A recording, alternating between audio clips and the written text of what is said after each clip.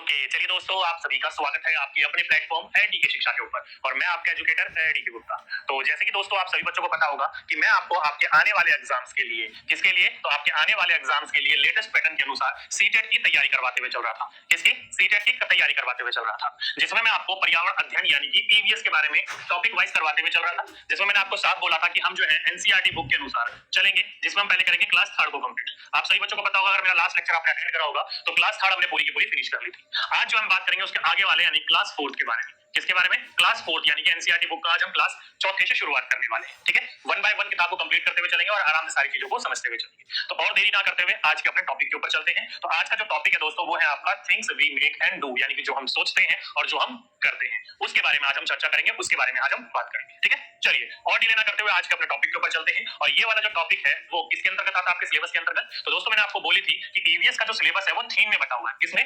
Theme से बटा हुआ है, चैप्टर में नहीं बटा हुआ है। तो थीम्स में बटने के कारण ये जो थीम आती है वो आती है छठवें नंबर पर। किसवें नंबर पे? छठवें नंबर पर। तो यहाँ से क्वेश्चन क्या बनेगा कि निम्नलिखित में से जो हम सोचते हैं, जो हम करते हैं, things we make and do वाली जो थीम है वो कौन से नंबर पे आती है? तो छठवें नंबर पे आती है। और किस थीम में आती है? तो मुख्य थीम में आती है, यानी कि मेन थीम का ये पार्ट है। ओके, इंपॉर्टेंट बिंदु है, इंपॉर्टेंट पॉइंट है, ध्यान रखिएगा, पूछा जाएगा एग्जाम में तो आपको पता होना चाहिए। चलिए, इतनी सी बेसिक सी जानकारी है, थीम को हम साथ साथ में समझते हुए चलेंगे आपके चैप्टर के अनुसार कौन सा चैप्टर कहां से पूछा जा रहा है। ठीक है, बाकी आपको नोट्स कैसे बनाने, तो एनसीईआरटी बुक्स के अनुसार, NCERT class 1, class 2, class 3, class 4, यानी कि जो हम चैप्टर वाइज कर रहे हैं, फिर 4 चलेगी तो चैप्टर 1, चैप्टर 2, चैप्टर 3, चैप्टर 4 ऐसे करके चलना है। ठीक है, चलिए और डिले ना करते हुए आज के अपने चैप्टर के ऊपर चलते हैं। तो आज का जो चैप्टर है दोस्तों वो कौन सा है? तो क्लास चौथी की बुक यानी ये क्लास 4 की जो बुक है उसकी है। और जो चैप्टर नंबर कौन सा है? पहला पार्ट एक है, जिस पार्ट का नाम क्या है? चलो चले स्कूल, गोइंग टू स्कूल, यानी कि स्कूल जाने की यहाँ पर बात करी जा रही है। इस टॉपिक से रिलेटेड आपके एग्जाम में बहुत ज्यादा इंपॉर्टेंट क्वेश्चन पूछे जा चुके हैं और आगे भी पूछे जाएंगे। क्वेश्चन में किस तरीके से बदलाव किया जाएगा वो सारी की सारी चीजें मैं आपको यहाँ पर बताते हुए चलूंगा। ठीक है, तो चलिए अपनी नोटबुक निकाल लीजिए, आज की डेट डाल लीजिए और लिख लीजिए आज का अपना topic things we make and do, यानी कि जो चीजें हम करते हैं या सोचते हैं और जो करते हैं। ठीक है, चलिए इसमें जो पहला बिंदु शुरुआत हुई है तो देखो यहाँ लिख रखा है कि आओ कुछ बच्चों से मिले और देखें कैसे कैसे ये बच्चे स्कूल पहुंचते हैं। यहाँ पर क्या बोला जा रहा है कि let us meet some children and see how they reach school, यानी कि इस चैप्टर में बच्चों से बात करी जा रही है और बच्चों के बारे में बताया जा रहा है कि वो अपने घर से कैसे कैसे अपने स्कूल तक पहुंचते हैं। जिसमें जो सबसे पहले बारी आती है वो आती है बांस से बने पुल की। किसके? बांस से बने पुल की, जिसको इंग्लिश में कहा जाता है बैम्बू ब्रिज। कहां के लोग इस्तेमाल करते हैं? तो दोस्त यहाँ पर आपको ये दिख रहा होगा असम के लोग। कहां के लोग इस्तेमाल करते हैं? तो ये करते हैं असम के लोग। ध्यान रखिएगा, अगर आपके एग्जाम में पूछा जाएगा कि बांस से बने हुए पुलों का इस्तेमाल या बैम्बू ब्रिज का इस्तेमाल जो किया जाता है वो कहां के लोगों के द्वारा किया जाता है? असम के लोगों के द्वारा। उम्मीद करता हूँ आपको दिखाई दे रहा होगा, हाँ प्रॉपर्ली दिखाई दे रहा है, कोई दिक्कत वाली बात नहीं है। अगर नहीं दिखाई दे रहा है तो थोड़ी सी आप अपने मोबाइल की ब्राइटनेस बढ़ा लीजिए, दिख जाएगा, हल्का सा आपको ब्राइट कलर में दिख रहा होगा। ठीक है, बाकी मैं आपको ट्रांसलेट तो कर ही रहा हूँ, टेंशन वाली बात नहीं है। चलिए क्या लिखा है? लिखा है कि हमारे यहाँ बारिश बहुत होती है, कभी कभी तो चारों तरफ घुटनों तक पानी भर जाता है, फिर भी हम स्कूल जाने से नहीं रुकते। एक हाथ में किताबें उठाते हैं और दूसरे हाथ से बांस को पकड़ते हैं। हम जल्दी जल्दी बांस और रस्सी से बने पुल पार कर जाते हैं। देखो दोस्त साफ लिखा हुआ है, यहाँ पर बच्चे बोल रहे हैं कि हमारे यहाँ पर बारिश बहुत ज्यादा होती है। आप सही बच्चों को पता होगा कि असम में हर साल का ये क्या कहते हैं, जून जुलाई का जो मानसून का टाइम होता है, इस समय हर साल की बात है असम में बाढ़ आती ही आती है, पानी घर के अंदर घुस ही जाता है। इसलिए यहाँ के जो लोग होते हैं अपने घर जमीन से 10 से 12 फुट ऊंचाई पर बनाते हैं। और साथ ही साथ में जो नदियां होती है उनको पार करने के लिए इतने ब्रिजेस नहीं होते हैं इनके इलाके में गवर्नमेंट की तरफ से, इसलिए जो है लोग के लिए अपने ब्रिजेस बना लेते हैं। कैसे? एक बांस का टुकड़ा लिया इन्होंने ऐसे गाड़ दिया, एक बांस का टुकड़ा लिया इन्होंने ऐसे गाड़ दिया, इस वाले बांस के टुकड़े को यहाँ से इसने काट दिया, क्या कर दिया? काट दिया। और दो बांस ऐसे सीधे सीधे बस क्या कर दिए? रख दिए, इनको यहाँ से बांध दिया और इनको यहाँ से बांध दिया, इस पर पावर ऑफ चलते हुए इसको पकड़ते हैं, ग्रिल की तरह इस्तेमाल करते हैं। तो ये क्या है? लोकली वहां के लोग अपने आप को नदी को पार करने के लिए वहां ब्रिजेस बना लेते हैं। इन्हीं को वहां के लोगों के द्वारा क्या कहा जाता है? बांस के बने पुल यानी कि बैम्बू ब्रिज कहा जाता है। ऐसा क्यों? क्योंकि दोस्तों यहाँ पर जो है बारिश बहुत ज्यादा होती है, बारिश बहुत ज्यादा होने के कारण यहाँ पर जो है घुटनों घुटनों तक पानी देखने को मिलता है। इसलिए यहाँ के जो लोग होते हैं नदी को पार करने के लिए बांस से बने हुए पुलों का इस्तेमाल करते हैं। इसमें साफ बोल रहे हैं बच्चों की, देखो यहाँ पर कितनी हिम्मत है कि बच्चे साफ कह रहे हैं कि यहाँ घुटनों घुटने तक पानी आ जाता है लेकिन फिर भी हम स्कूल जाने से नहीं रुकते हैं। एक हाथ में किताब पकड़ लेते हैं और दूसरे हाथ से बांस को पकड़ते हुए जल्दी से हम बांस के पुलों को पार कर लेते हैं। और एक हम यहाँ है, हमें प्लेन रास्ते से जाना होता तब भी चिक चिक चिक चिक करते रहते, नहीं मुझे स्कूल नहीं जाना, मम्मा ये मम्मा वो मम्मा ये करते ना यहाँ के बच्चे, शहर के बच्चे अधिकतर। तो ये देखो यहाँ पर कितनी जद्दोजहद करते हुए बच्चे स्कूल पहुंच रहे हैं। ठीक है, तो यहाँ से क्वेश्चन क्या बना? यहाँ से क्वेश्चन बनेगा कि निम्नलिखित में से भारत के वह कौन सा राज्य है जहाँ के लोग नदी को पार करने के लिए बांस से बने हुए पुलों का इस्तेमाल करते हैं? तो वो है दोस्त असम के लोग। कहाँ के लोग? असम के लोग। ओके, इंपॉर्टेंट है, ध्यान रखिएगा। वही चीज इंग्लिश में लिखी है कि it's rain so much where we live, sometimes after the rain there is knee high water, यानी घुटनों से ऊंचों तक पानी आ जाता है, ठीक है। तो वही सारी की सारी चीजें यहाँ पर लिखी हुई है कि कहां कहां नी हाई नेक वाटर है everywhere, but that does not stop us from getting to school. क्या है यहाँ पर साफ साफ लिखा है, we hold our books in our hand and bamboo with the other, we quickly cross the bamboo and rope bridge to reach school. यहाँ साफ साफ लिखा है वही सारे शब्द में, जो बस आपका फर्क इतना है कि यहाँ हिंदी है और यहाँ इंग्लिश है। तो कृपया करके जो बच्चे इंग्लिश में हो वो भी अपना अपना साथ साथ में नोट करते हुए चले। समझ गए? तो बांस से बने हुए पुल या बैम्बू ब्रिज का इस्तेमाल कहाँ किया जाता है? असम के लोगों के द्वारा। चलिए आगे चलते हैं। आगे चलें तो आगे बोला है ट्रॉली से। क्या है? The trolley. अभी जो ट्रॉली होती है क्या होती है? तो दोस्तों आपने देखा होगा शहरों में या फिर अधिकतर आप लोग जो गांव वगैरह में हर जगह देखने को मिलता है, कपड़ों की ट्रॉली होती है। कपड़े उसमें भर लेते हैं, नीचे उस अटैची के नीचे दो टायर लगे रहते हैं, उसको खींच खींच के ले जाते हैं, उसको भी ट्रॉली कहा जाता है। लेकिन ये ट्रॉली वैसे ट्रॉली नहीं है। ये ट्रॉली जो है एक तरीके से नदी को पार करने के लिए इस्तेमाल करी जाती है। जैसे कि आप ये फिगर में देख रहे हो, फिगर में देखते हुए चल आप समझ रहे हो ये क्या है? बच्चे कुछ है नदी को पार करने के लिए ट्रॉली का इस्तेमाल कर रहे हैं, ठीक है। पहले एक बार डिटेल में पढ़ लेते हैं, फिर चलते हुए आगे की तरफ। देखो लिख रखा है कि स्कूल पहुंचने के लिए हमें रोज नदी पार करनी होती है। क्या बोल रहे हैं कुछ बच्चे कि स्कूल पहुंचने के लिए हमें रोज नदी पार करनी होती है। Every day we have to cross the river to get to school. साफ साफ बोला गया है कि स्कूल पहुंचने के लिए रोज नदी को पार करना होता है। क्या बोल रखा है? खूब चौड़ी और गहरी नदी। क्या बोला इन्होंने? Very wide and deep river. नदी जो है वो काफी क्या है? चौड़ी और गहरी नदी होती है। नदी के पार जाती हुई मजबूत लोहे की रस्सी, इतना ध्यान रखिएगा, आयरन वायर की बात करी जा रही है। किसकी बात करी जा रही है? आयरन वायर बोल लो, आयरन रोप बोल लो, कुछ भी बोल सकते हो आप इस चीज को, ठीक है। तो क्या बोल रखा है कि नदी के पार जाती हुई एक मजबूत लोहे की रस्सी होती है। यह दोनों तरफ से भारी पत्थरों या पेड़ों से कसकर बंधी रहती है। ट्रॉली यानी कि लकड़ी से बना झूला। क्या है? ट्रॉली जो है एक लकड़ी का बना झूला है, जो कि पुल्ली की मदद से, किसकी मदद से? पुल्ली की मदद से इस रस्सी पर सरकती है। हम 4-5 बच्चे एक साथ ट्रॉली में बैठ जाते हैं और पहुंच जाते हैं नदी के उस पार। देखो दोस्त साफ साफ यहाँ पर इन्होंने लिख दिया है कि ट्रॉली जो होती है वो क्या होती है? एक लकड़ी का बना हुआ झूला होता है। देख सकते हो ये क्या है? लकड़ी के कुछ पट्टे हैं, इन्होंने आपस में इसको कनेक्ट कर दिया और कनेक्ट करके एक रस्सी क्या बना दिया? लकड़ी का झूला सा बना दिया। क्या बना दिया? लकड़ी का झूला सा बना दिया। और इस झूले का इस्तेमाल करके जो बच्चे होते हैं नदी को पार करते हैं। क्या करते हैं? नदी को पार करते हैं। पहला क्वेश्चन कि नदी को पार करने के लिए ट्रॉली लकड़ी का बने हुए झूले का इस्तेमाल कहाँ के लोग करते हैं? तो दोस्तों लद्दाख के लोग करते हैं। कहाँ के लोग करते हैं? लद्दाख के लोग। इंपॉर्टेंट बिंदु है, ध्यान रखिएगा कि नदी को पार करने के लिए ट्रॉली यानी कि लकड़ी के बने हुए झूले का इस्तेमाल कहां के लोगों के द्वारा किया जाता है? तो लद्दाख के लोगों के द्वारा किया जाता है। क्या बोला इसने कि गहरी नदी होती है, चौड़ी नदी होती है, जिसको पार करने के लिए एक लोहे की रस्सी बंधी हुई होती है। तो देख सकते हैं दोस्तों यहाँ पर इसको कनेक्ट किया गया। ये जो वायर देख रहे हो ना, ये जो है एक लोहे की मजबूत रस्सी होती है। क्या होती है? लोहे की मजबूत रस्सी होती है, जिसको पेड़ से या फिर पत्थरों से कसकर बांधा होता है, ठीक है, अटैच किया होता है। और इसी पर एक चक्का सा बंधा रहता है। क्या है? एक चक्का यानी कि टायर सा, एक लोहे का चक्का सा बंधा रहता है। जैसे कि आपने दिक्कत देखा होगा कुएं वगैरह से जब हम पानी खींचते हैं तो एक गोल गोल सी चक्री सी लगी रहती है ना, उसी प्रकार की एक चक्री लगी रहती है। और ये जो चक्री होती है इसी लोहे के तार पर सरकती है, जो कि इधर से उधर जाने में उनकी मदद करती है, ठीक है। तो साफ साफ बोला गया, इसी को इन्होंने क्या बोल दिया है? इसी को इन्होंने बोल दिया पुल्ली। क्या बोला है? पुली। ध्यान रखिएगा, इंपॉर्टेंट बिंदु है, पूछा जाएगा आपसे कि पुली क्या होती है? तो एक लोहे का टायर यानी कि चक्का सा होता है, जो कि रस्सी पर सरकने में उनकी मदद करता है एक स्थान से दूसरे स्थान पर, ठीक है। तो यहाँ से क्वेश्चन क्या बना? तो यहाँ से एक क्वेश्चन बना कि निम्नलिखित में से वह कौन सा ऐसा राज्य है या फिर ऐसा केंद्र शासित है राज्य है जो कि बच्चे वहां पर स्कूल जाने के लिए या फिर नदी को पार करने के लिए ट्रॉली यानी कि लकड़ी के बने हुए झूले का इस्तेमाल करते हैं? तो वो लद्दाख के लोग करते हैं। जो कि कैसे होता है? एक स्थान से दूसरे स्थान के तक नदी पर या तो पत्थर से या फिर पेड़ से क्या बांध के रखते हैं? लोहे की रस्सी बांध के रखते हैं। उसके ऊपर पुल्ली यानी कि एक चक्का होता है लोहे का, उसकी मदद से एक स्थान से दूसरे स्थान पर जाते हैं। एक ट्रॉली में कितने आते हैं? तो एक ट्रॉली में 4 से 5 बच्चे। कितने बच्चे? 4 से 5 बच्चे बैठ सकते हैं। ध्यान रखिएगा, पूछा जाएगा तो आपको पता होना चाहिए कि एक ट्रॉली में 4 से 5 बच्चे एक साथ बैठकर नदी को पार करते हैं। जैसे कि आप यहाँ पर देखोगे तो यहाँ पर एक ट्रॉली में बच्चा चढ़ रहा है, यहाँ देखोगे पीछे में तो यहाँ पर ट्रॉली में बच्चे बैठे हुए। कितने बच्चे? 1 2 3 और 4 बच्चे बैठे हुए। तो देख सकते हो नदी को पार करने के लिए एक स्थान से दूसरे स्थान पर जाने के लिए किसका इस्तेमाल किया जा रहा है? ट्रॉली का इस्तेमाल किया जा रहा है, ठीक है। जिसको आजकल हम अपनी देसी न्यू लैंग्वेज में जिप लाइन भी कहते हैं। क्या कहते हैं? जिप लाइन, ठीक है। इंपॉर्टेंट बिंदु है, आपके एग्जाम में बहुत बार पूछा जा चुका है, अगली बार फिर पूछा जाएगा, तो आपको इन चीजों के बारे में पता होना चाहिए। समझ गए सही बच्चे?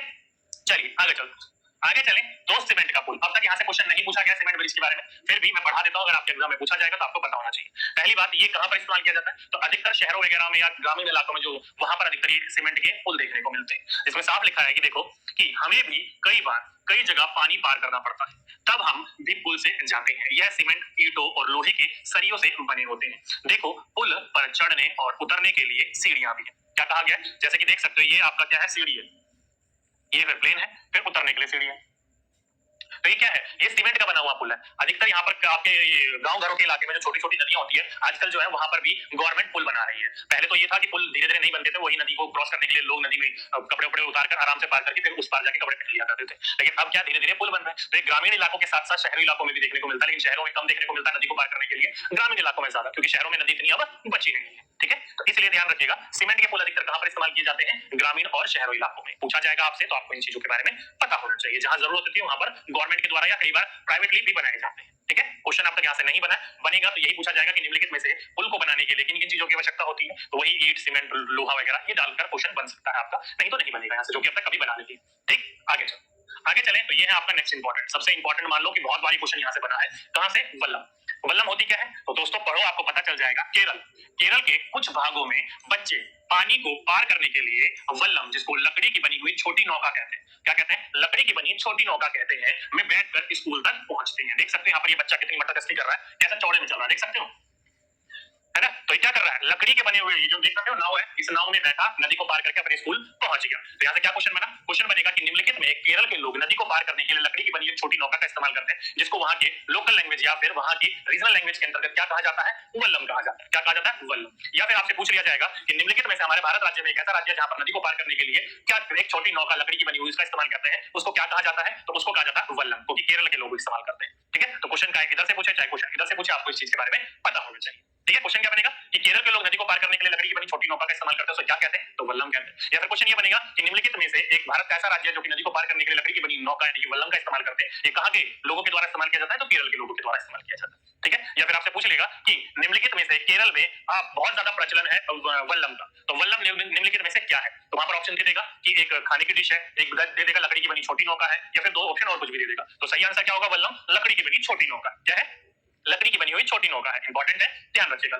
अगला बिंदु, अगला है ऊंट गाड़ी। आप सभी बच्चों को पता है कि कैमल कार्ड जो होता है, कैमल जो होता है अधिकतर कहां देखने को मिलता है, रेगिस्तानी इलाके में। रेगिस्तानी इलाका अधिकतर हमारे भारत में कौन सा है, तो राजस्थान है। क्या है, राजस्थान है। राजस्थान में अधिकतर ऊंट गाड़ी देखने को मिलती है, क्यों, क्योंकि रेगिस्तान का जहाज कहा जाता है ऊंट को, क्यों, क्योंकि रेती रेत है रेगिस्तान वहां पर राजस्थान के अंतर्गत, तो रेती रेत में चलने के लिए कुछ ऐसे चीज चाहिए होता है जिसका जो है साइज एक्सपेंड हो, जैसे कि हम लोग वहां पर पांव डालेंगे तो रेत में हमारा पांव धर जाएगा, लेकिन जो ऊंट होता है ना, जैसे वो रेत के ऊपर पांव रखता है या जमीन के ऊपर पांव रखता है तो उसके पांव फैलते हैं, उठाता है तो पांव सूख जाते हैं, रखता है तो पैर फैल जाता है, तो जिसकी वजह से उसके पांव जो है रेत में धंसते नहीं है ज्यादा अंदर तक, इस वजह से वो रेत में आराम से चल पाता है। अधिकतर आपने देखा होगा कि राजस्थान जो है वहां पर हमारा जो बॉर्डर लगता है वो पाकिस्तान के साथ लगता है, तो वहां पर जो अधिकतर फौजी वगैरह जो गश्त लगाते हैं, बॉर्डर की रखवाली करते हैं, तो वहां पर ऊंटों का इस्तेमाल किया जाता है गाड़ियों से ज्यादा, इसलिए इसको रेगिस्तान का जहाज भी कहा जाता है। ठीक है, तो साफ लिखा है देखिए कि हम रेगिस्तान में रहते हैं। रेगिस्तान क्या है हमारा, आप सभी को पता है, राजस्थान है। तो हमारे यहाँ दूर दूर तक रेत ही रेत नजर आती है, दिन में तो रेत खूब तपती है, हम ऊंट गाड़ी में बैठकर स्कूल पहुंचते हैं। तो जैसे कि आप यहाँ पर देख सकते हो कि एक बैलगाड़ी की जगह ऊंट गाड़ी बना दी गई है, बैल की जगह ऊंट को बांध दिया गया है, और उसका इस्तेमाल करके जो बच्चे हैं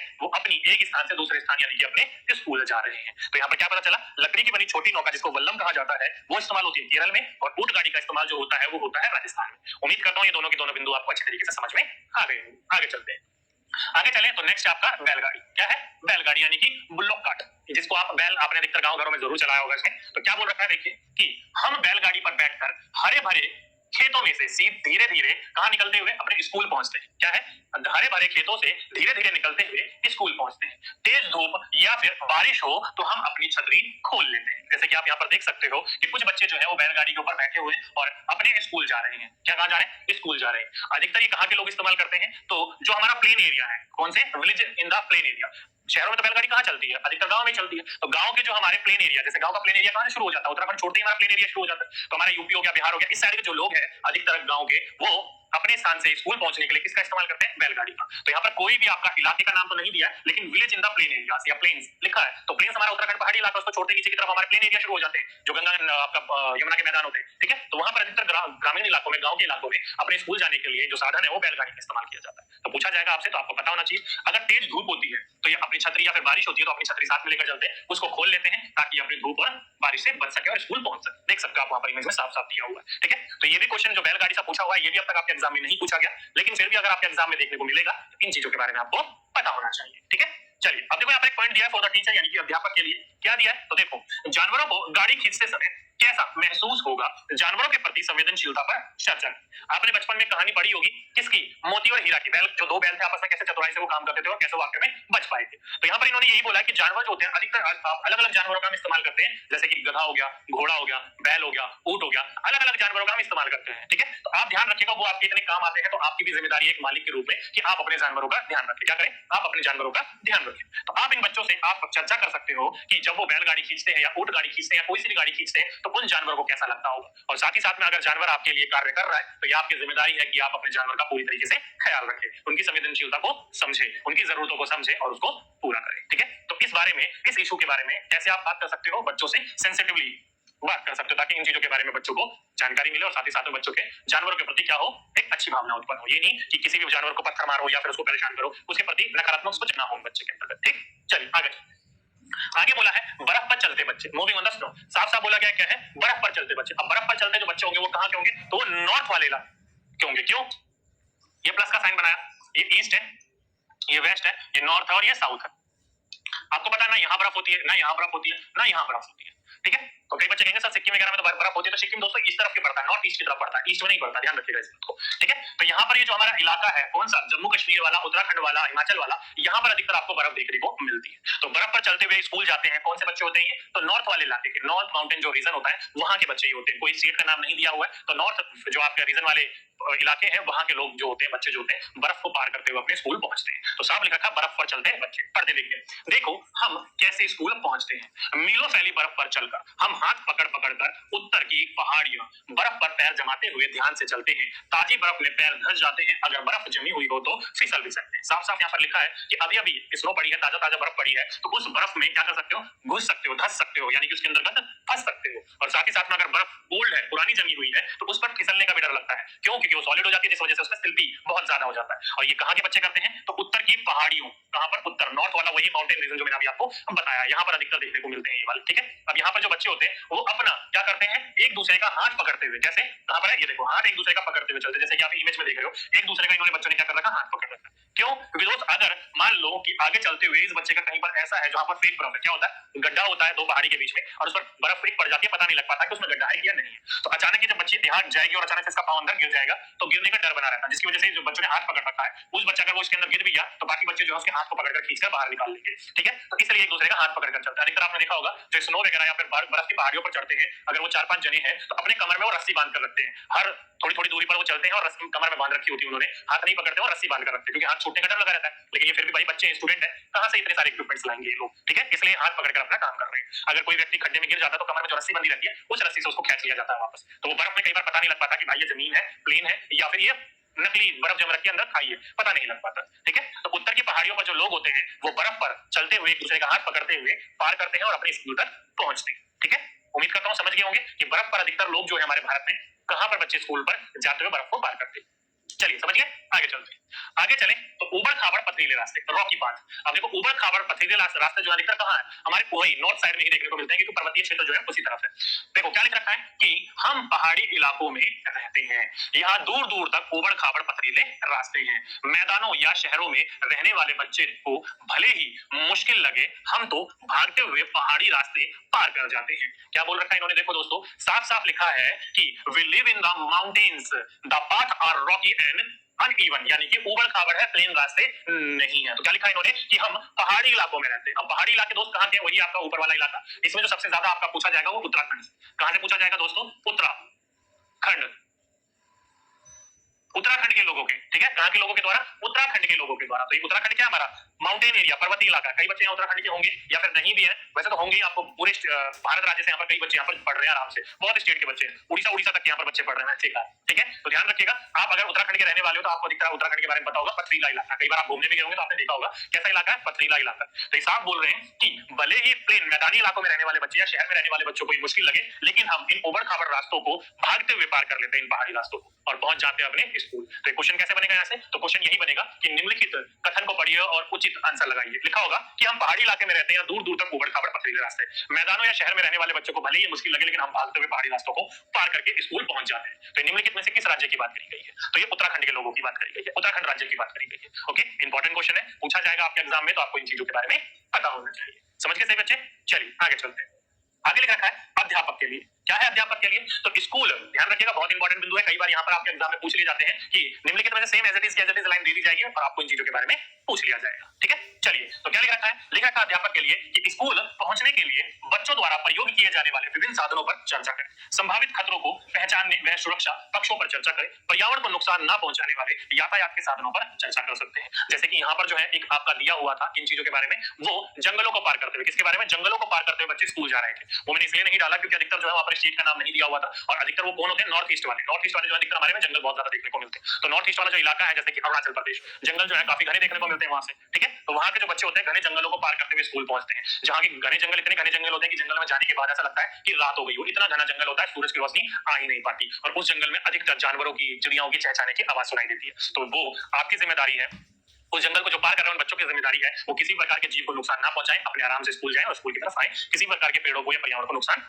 ना पहुंचाएं। वहीं यहाँ पर बोला है कि स्कूल पहुंचने के लिए जो बच्चे हैं वो किन किन साधनों का इस्तेमाल कर रहे हैं, उन साधनों पर चर्चा कर सकते हैं। कुछ बच्चे बोलेंगे जो शहरी इलाके में रहते हैं कि हम कैब से जाते हैं, कुछ बोलेंगे मेरे पापा मोटरसाइकिल से छोड़ के जाते हैं, कुछ बच्चे बोलेंगे हमने यहाँ पर पैदल आते हैं, कुछ बच्चे बोलेंगे हम साइकिल पर आते हैं। तो उनके संभावित जो साधन है उन पर चर्चा कर सकते हो, और उन साधनों की वजह से हमारे जो पर्यावरण पर नुकसान पहुंच रहा है उन चीजों के बारे में भी बात कर सकते हो। क्यों, अधिकतर जो कैब वगैरह चलती है वो पेट्रोल वगैरह, गाड़ी वगैरह जो चलती है पेट्रोल वगैरह से चलती है, और पेट्रोल जब जलता है तो आपको पता है अलग अलग प्रकार के ईंधन जलने पर धुआं निकलता है, और धुएं से हमारे पर्यावरण को नुकसान पहुंचता है। तो इसलिए आप बच्चों को इन चीजों के बारे में अवेयर कर सकते हो, और जितना ज्यादा हो सके बच्चों को बता सकते हो, या साइकिल का इस्तेमाल करो या पब्लिक ट्रांसपोर्ट का इस्तेमाल करो। और साथ ही साथ में आते समय आपको किन किन सुरक्षाओं का ध्यान रखना चाहिए, रोड को पार करते हुए रेड लाइट का, या फिर अलग अलग प्रकार को किस प्रकार से हमें चीजों को करते हुए चलना चाहिए, इन चीजों के ऊपर भी हमें बात करनी चाहिए, और पर्यावरण को हम नुकसान होने से कैसे बचा सकते हैं उन चीजों के बारे में भी बात करनी चाहिए। ऐसे करने से क्या होगा, तो ऐसा करने से बच्चा एक्टिव पार्टिसिपेशन लेगा चीजों के अंदर, और चीजों को गहनता से समझेगा, और पर्यावरण को हम किस तरीके से बचा सकते हैं आने वाले भविष्य के लिए वो तैयार हो पाएगा। ओके, तो इन चीजों के बारे में हम बच्चों को अवेयर कर सकते हैं। समझ गए सभी के सभी बच्चे? चलिए आगे चलते हैं।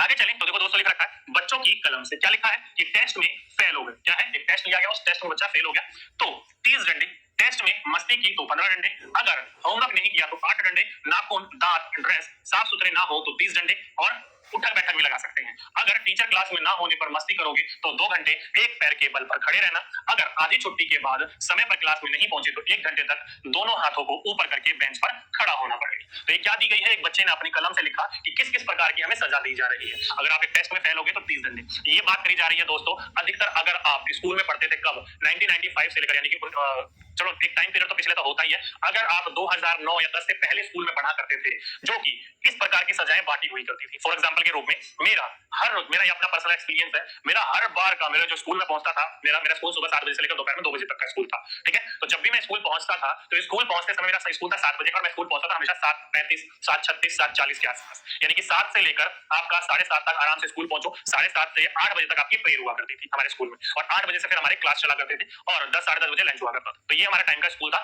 7 से 7:30 तक आराम से बच्चा स्कूल आ सकता था, कोई दिक्कत नहीं है, लेकिन मैं स्कूल हमेशा पहुंचता था 7:40, 7:45 इस आसपास स्कूल पहुंचता था हमेशा। मेरी पूरा मान लीजिए मैं कभी टाइम पर स्कूल नहीं पहुंचा, उसके पीछे मेरी गलती नहीं है, मैं बताता हूं पीछे क्या गलती है। बाकियों की भी गलती नहीं है, घर वालों की भी गलती नहीं है, घर वाले में क्या था, पिताजी अपने काम के लिए तैयार होते थे, और हमारी जो माता थी वही हमें अच्छे तरीके से तैयार करती थी। 3 भाई बहन हम, पहली बहन को जो थी उसका स्कूल सबसे पहले लगता था, तो उसको जाना होता था स्कूल 6:30 बजे, ठीक। तो इसका मेरी माँ ये लगा लो कि ज्यादा पढ़ी लिखी नहीं है, तो लेकिन मेरी माँ को वो जो नोट वाली टाई नहीं आती बांधनी, आजकल जो मान सकते हो कोट पैंट में बांधनी होती है, मेरी माँ, हमारी टाई वैसी थी, हुक वाली टाई नहीं थी, हमारे स्कूल में वो टाई बंधवाई जाती थी, काफी रूल्स के रिस्ट्रिक्शंस थे तो वो बंधवाई जाती थी। तो मेरी माँ इतनी पढ़ी लिखी नहीं है, इतनी पढ़ी लिखी क्या, पढ़ी लिखी नहीं है ज्यादा, ठीक है। मेरी माँ को पढ़ना लिखना नहीं आता, लेकिन मेरी माँ को माँ कहती है कि मैंने तो 5वीं तक पढ़ाया भी है। बिल्कुल, कहा होता है ना कि सीखने, जो बच्चा सीख रहा है उसके साथ साथ माँ बाप भी सीखते हैं, तो वही वाली बात है। मेरी माँ ने वो हमारे स्कूल के नोट वाली जो टाई होती थी वो बांध कर देती थी, तो सबसे पहले मेरी बहन स्कूल जाती थी, तो मेरी बहन को स्कूल लंच में पैक हो जाता था सभी का, लंच मेरी बहन, पहले मेरी बहन को मेरी माँ स्कूल छोड़ कर आती थी, लगभग हमारे घर से 1.5-2 किलोमीटर स्कूल दूर था, पैदल जाया करती थी मेरी माँ बैग लेकर, पहले मेरी बहन को छोड़ के आना, फिर उसके बाद में 7 बजे का मेरे भाई का स्कूल होता था, फिर मेरे भाई को, मेरे बड़े भाई को, मेरी बहन, हमारी बहन जो सबसे छोटी है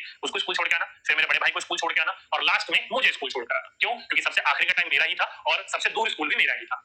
तीनों भाई बहन के स्कूल अलग अलग थे, तो क्या होता, पहले बहन को छोड़ गया, फिर भाई को छोड़ गया, फिर मुझे। मेरा भाई बीच वाला ऐसा था कि जब भी वो लेट होता था ना तो बैग उठाकर खुद ही भाग जाया करता था बिना लंच वंच लिए। तो कई बार मेरी माँ जो है मेरे भाई को बिना खाए हुए भाग जाता था, वो स्कूल के दरवाजे से पकड़ के लाइए घर तक, खाना खिलाकर फिर भेजा घर से। तो मेरा भाई ये थोड़ा पढ़ने में तेज था, दोनों भाइयों से काफी ज्यादा तेज था, इतना तेज था कि उसने कई जो क्लासेज है वो पढ़े ही नहीं है, उसको डायरेक्टली आगे एडमिशन दे दिया। फॉर एग्जाम्पल के रूप में मेरे भाई ने सेकंड क्लास नहीं पढ़ी, फर्स्ट क्लास में इतना होशियार था, नहीं थर्ड क्लास नहीं पढ़ी, सेकंड फर्स्ट में इतना होशियार था कि स्कूल वाले ने कहा कि इसको थर्ड पढ़ाने की जरूरत नहीं है, डायरेक्टली इसका फोर्थ में एडमिशन करवा दो। तो फोर्थ में उसका कई उसने क्लासेस मिस करी। मिस मतलब कहने का मतलब है स्कूल के द्वारा ही कहा गया कि बच्चा इंटेलिजेंट है, खाना का टाइम वेस्ट मत करो, समय वेस्ट मत करो, बच्चा इस चीज को कवर कर चुका है। तो हम दोनों तीनों भाई बहन में से सबसे तेज मेरा बड़े वाला भाई था, तो वो ऐसा करता था। तो आखिरी में जब मुझे स्कूल छोड़ने के लिए मेरी माँ जाया करती थी ना, तो ना चाहते हुए भी मेरी माँ जो है स्कूल लेट पहुंचती थी, क्योंकि दोनों भाई को छोड़, बहन को छोड़ के फिर मेरे को छोड़कर, मेरा स्कूल कम से कम 3.5-4 किलोमीटर दूर था, तो पहुंचने में भी टाइम लगता था। अब वहां पर पहुंचे, मेरी माँ के कंधों पर बैग और आराम से चलते चलते हम जा रहे हैं स्कूल, मतलब ये नहीं आराम से नहीं, तेज तेज जाते थे, फिर भी 7:35, 7:40, 7:45 हो जाया करते थे। आराम से जैसे ही गए तो मेरी माँ मुझे पहले ही समझा देती थी, देख दीवार के इस कोने से जाइए और झाड़ियों के पीछे छुपता हुआ जाकर पेड़ के पीछे जाकर खड़ा हो जाइए। लेकिन हमारा जो स्कूल का पीटी टीचर था, हमारे स्कूल का नहीं, मैंने अधिकतर ये नोटिस करा है कि सारे स्कूल के जो पीटी मारते खूब है बच्चों को।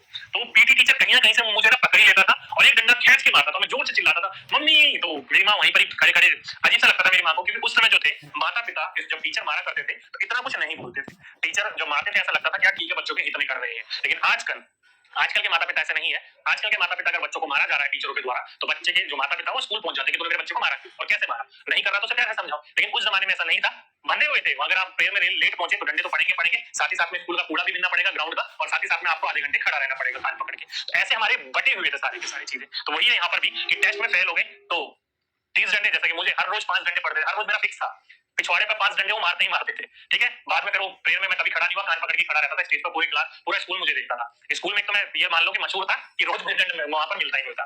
तो टेस्ट में फेल हुए थे 30 डंडे, टेस्ट में मस्ती करी तो 15 डंडे, ऐसे करके पहले जो बटे हुए करते थे। तो यहाँ पर देखो साफ लिखा है कि अध्यापक के लिए कि पाठ में इस तरह का संदर्भ देने का उद्देश्य स्कूल में सजा देने की प्रवृत्ति को रोकना है। क्या है? रोकना है। अब सजा की रोकी जो प्रवृत्ति वो किसने रोकी? तो आप सभी पता है, राइट टू एजुकेशन 2009 के द्वारा रोकी गई थी, और साथ ही साथ में एनसीएफ 2005 के अनुसार।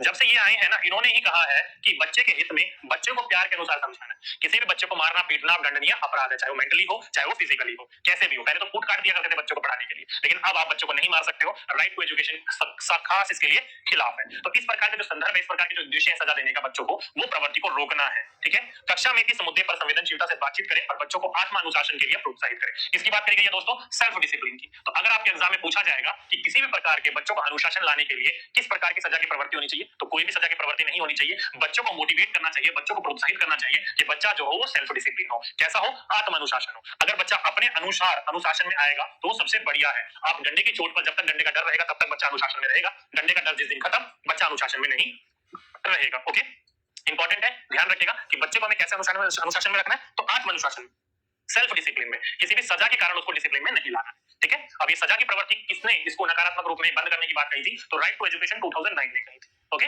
इंपॉर्टेंट बिंदु है, ध्यान रखिएगा इस बात को। चलिए, समझ गए होंगे यहाँ तक सभी के सही बच्चे, कोई डाउट नहीं होगा यहाँ तक। बाकी मेरी स्टोरी ज्यादा लंबी होगी, बोर होगी तो माफी मांगता हूँ उस चीज के लिए। चलिए, तो यहाँ से आकर आपका चैप्टर जो है फर्स्ट वो फिनिश हो गया। कब का?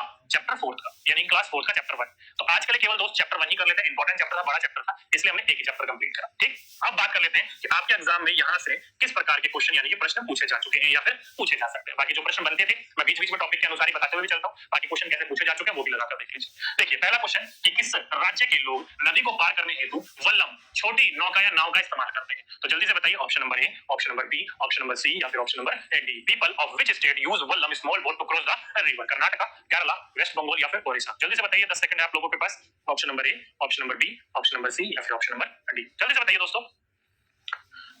चलिए, टाइम अप हो गया। जिस जिस बच्चों ने लगाया दोस्त यहाँ पर केरला, वो बच्चों ने बिल्कुल सही आंसर लगाया। वल्लम जो होती है एक नाव, लकड़ी की बनी छोटी नौका होती है जो कि नदी के पार करने के लिए केरला के लोग इस्तेमाल करते हैं। तो option number second is the right answer. ठीक, चलिए आगे चलते।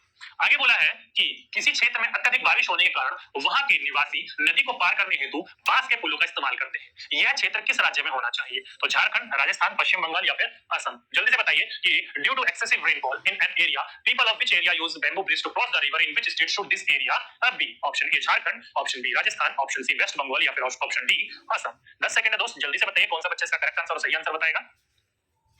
Option number A, option number B, option number C या फिर ऑप्शन नंबर डी? चलिए, बहुत बढ़िया दोस्त, जिस जिस बच्चों ने इसका आंसर लगाया असम, वो बच्चों ने बिल्कुल सही आंसर लगाया। असम एक ऐसा एरिया दोस्त जहां पर वर्षा बहुत अत्यधिक होती है, तो वहां के लोग जो होते हैं अधिकतर बाढ़ की संकटों से ग्रसित रहते हैं। एक स्थान या नदी को पार करने के लिए वहां के जो लोग होते हैं वो बैम्बू ब्रिज का इस्तेमाल करते हैं। किसका इस्तेमाल करते हैं? बैम्बू ब्रिज का इस्तेमाल करते हैं, जो लोकली बनाए जाते हैं वहां के लोगों के द्वारा। तो जिस जिस बच्चों ने असम लगाया वो सभी के सही बच्चों ने बिल्कुल करेक्ट आंसर। ठीक है, चलिए आगे चलते हैं।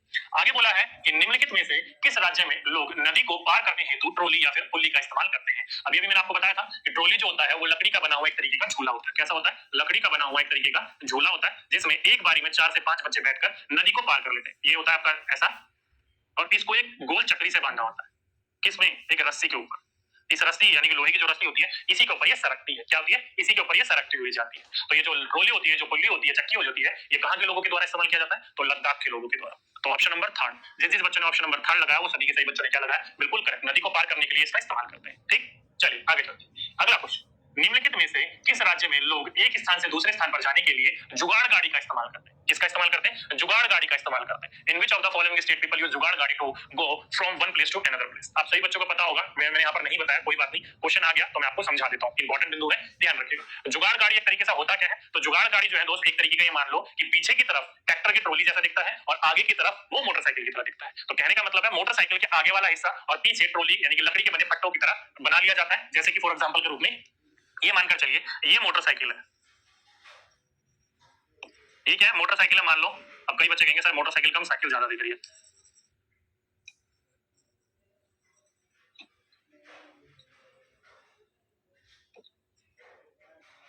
ये मोटरसाइकिल है कितनी थी, पीछे वाला टायर निकाल दिया और इसको जोड़ दिया किससे? एक डब्बे से।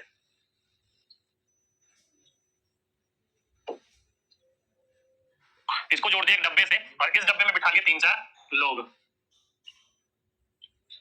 ऊपर से ये ओपन ही रहता है, ठीक है, चारों तरफ सीट बांध दिए। ये एक तरीके की क्या है? आपकी जुगाड़ गाड़ी है। क्या है? एक तरीके की जुगाड़ गाड़ी। इसमें आराम से लोग खड़े हो गए और एक स्थान से दूसरे स्थान पर पहुंच गए। तो क्या एक तरीके की जुगाड़ गाड़ी है? क्या एक तरीके की जुगाड़ गाड़ी? अधिकतर कहां लोग इस्तेमाल करते हैं? तो गुजरात के लोग इस्तेमाल करते हैं। कहां के? गुजरात के लोग। जो कि कैसी दिखती है? इस तरह से दिखाई देती है, आगे से मोटरसाइकिल और पीछे लकड़ी के बने हुए फट्टे चिपका दिए जाते हैं और ये जो है फट फट की आवाज करती है। कैसे करती है? फट फट की। बाकी ड्राइंग तो काफी अच्छी है, कोई दिक्कत वाली बात नहीं, समझ में दिखाई दे रहा होगा आपको, लेकिन कुछ इस प्रकार से दिखाई देती है, ठीक है। उम्मीद करता हूँ सारे के सारे बच्चे समझ गए होंगे। इसी को ही जुगाड़ गाड़ी कहा जाता है। कहां के लोगों के द्वारा? गुजरात के लोगों के द्वारा इस्तेमाल किया जाता है। तो ऑप्शन नंबर ए, जिस बच्चे ने लगाया ए, वो सभी के सही बच्चों ने बिल्कुल करेक्ट और राइट पर इस्तेमाल करा ऑप्शन, ठीक। चलिए, तो ये था दोस्तों आज का अपना एनसीईआरटी क्लास 4th, जिसमें हमने क्या करा आज? तो चैप्टर नंबर फर्स्ट कंप्लीट करा। क्या करा? चैप्टर नंबर फर्स्ट कंप्लीट करा, जिसमें हमने करा things we make and do. ये वाला जो टॉपिक था इसको आज हमने कंप्लीट कर लिया। उम्मीद करता हूं जितनी चीजें मैंने आपको यहाँ पर समझाई है वो सभी की सभी चीजें आपको अच्छी तरीके से समझ में आ गई, किसी प्रकार की कोई दिक्कत नहीं। साथ ही साथ में इंपॉर्टेंट क्वेश्चन भी करें कि आपके एग्जाम में कैसे क्वेश्चन बन सकते हैं। अब जब हम नेक्स्ट क्लास में मिलेंगे दोस्त, तो यहीं पर ही इसका एनसीईआरटी क्लास 4th का नेक्स्ट चैप्टर करेंगे, चैप्टर नंबर 2, ठीक है। चैप्टर 1 कंप्लीट कर लिया, नेक्स्ट क्लास में जब मिलेंगे तो चैप्टर नंबर 2 कंप्लीट करते हैं, ठीक है। बाकी जितने चैप्टर होते हुए चलेंगे उतना करते हुए चलेंगे, कोई दिक्कत नहीं है। तो उम्मीद करता हूं जितना मैंने आज को समझाया सभी के सभी बच्चों को अच्छी तरीके से समझ में आ गया होगा, कोई डाउट नहीं रहा होगा। तो आज के लिए बस इतना ही रहने देते हैं, बाकी जब नेक्स्ट क्लास में मिलेंगे तो नेक्स्ट टॉपिक को शुरू करेंगे। ओके, तो दोस्तों आज के लिए बस इतना ही। आपसे फिर मुलाकात होगी एक नेक्स्ट वीडियो में एक नेक्स्ट टॉपिक के साथ। जब तक के लिए सभी बच्चों को धन्यवाद।